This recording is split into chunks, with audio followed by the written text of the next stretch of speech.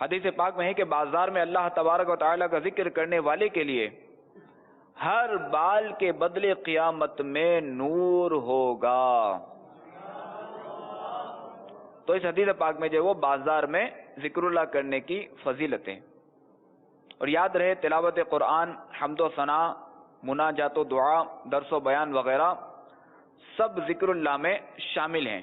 اور امیر سنت دامت برکاتہم العالیہ نے اس پرفتن دور میں آسانی سے نیکیاں کرنے اور گناہوں سے بچنے کے طریقوں پر مشتمل شریعت و طریقت کا جامع مجموعہ اسلامی بھائیوں کے لیے بنام 72 مدنی انعامات بصورت سوالات عطا فرمائے ہیں.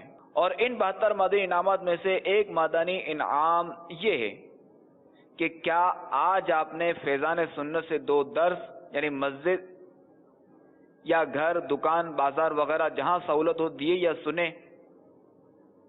اس مدنی انعام پر عمل کرتے ہوئے جتنی دیر تک بازار میں درس دیتے رہیں گے اتنی دیر انشاءاللہ عز و جل بازار میں ذکر اللہ کا ثواب ملتا رہے گا.